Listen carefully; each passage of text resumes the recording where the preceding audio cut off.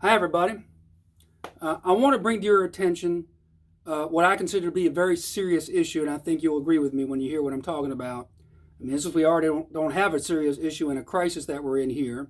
And I'm urging everyone here in Virginia and the Commonwealth to call or email their state legislators in Richmond and the governor's office as well, because this is something everyone in the Commonwealth can do.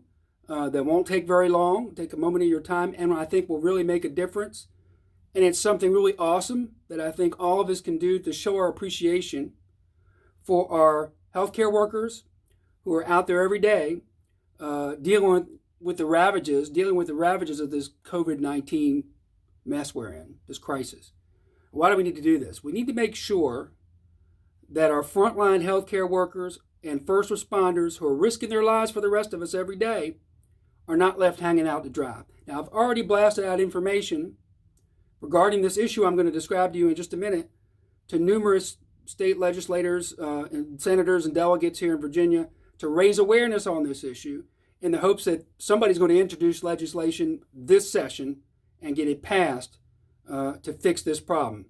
But they're not going to act unless they hear from you, their constituents. And just one person, talking about this isn't going to help. So what am I talking about? Here's what I'm talking about.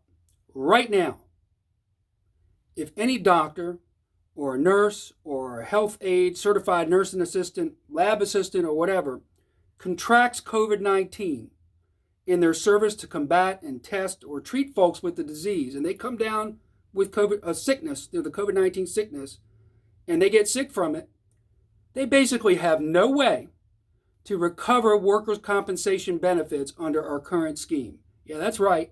They basically have no right to recover anything. Okay. Now, how do I know this? Because I'm Joe Miller. I'm a workers' compensation lawyer. I've been doing it, representing injured workers for over 30 years here in the Commonwealth and also in North Carolina.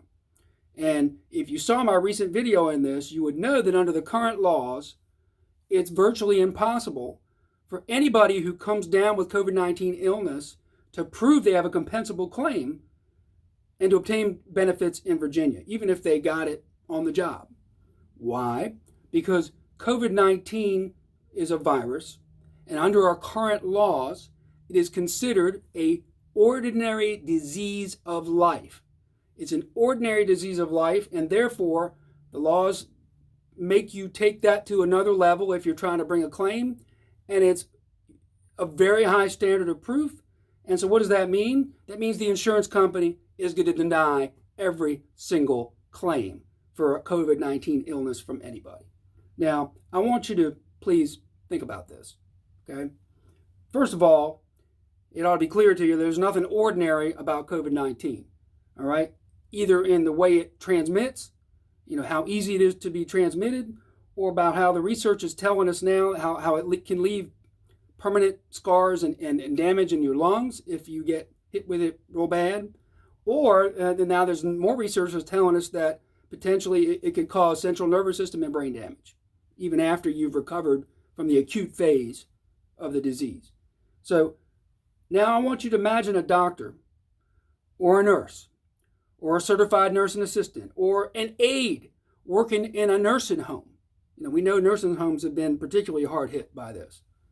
And they're treating and dealing with COVID-19 patients every single day, people that are sick from it, or they're tested positive from it. And these brave workers, let's imagine this brave worker gets sick with COVID-19. Now he's on a respirator. Now he's fighting for his life. He doesn't have any income because he's stuck in the hospital with a tube down his throat. And he can't work, obviously. Now the insurance company says, sorry, you have, Mr. Injured Worker, Mr. Person with the COVID-19, you have an ordinary disease of life, and we're not going to pay a penny. We're not going to pay for your medical bills. We're not going to pay for your wages. And if you die, too bad. We're not going to take care of your family either under the workers' compensation scheme because we're going to deny the claim because you have an ordinary disease of life. Now, this is not hypothetical or theoretical. This is happening right now. How do I know? Because I've had people call my office who've gotten either sick or been exposed to COVID-19 who've explained this to me and told me their cases were denied And it's going to continue to happen until the legislature fixes this.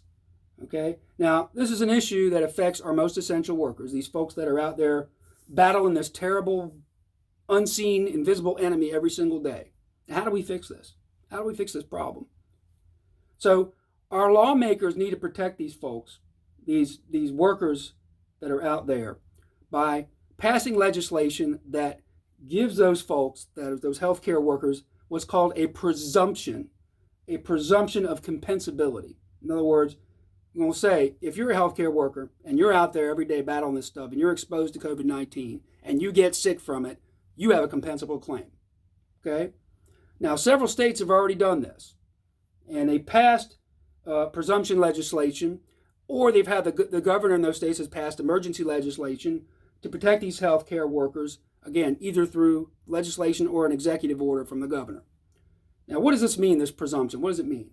Again, it means that if you're out there, you're a healthcare worker, and you contract COVID-19 and you get sick from it, and you've been exposed to this stuff, you are presumed to have gotten it at work, and it's going to be one less thing that you have to worry about, Mr. Healthcare Worker or Ms. Healthcare Worker.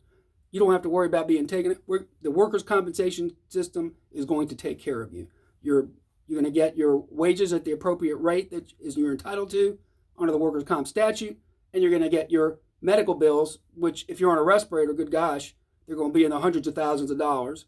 Okay, that's going to be taken care of as well. All right. You're not going to have to worry about if you get a permanent injury, and or from coming down with COVID-19, either to your lungs or to your brain, where you're going to have to worry about any of that being taken care of under the law, your medical bills and all that. It's going to be taken care of because you are presumed to have a compensable claim. That's what these laws are designed to do.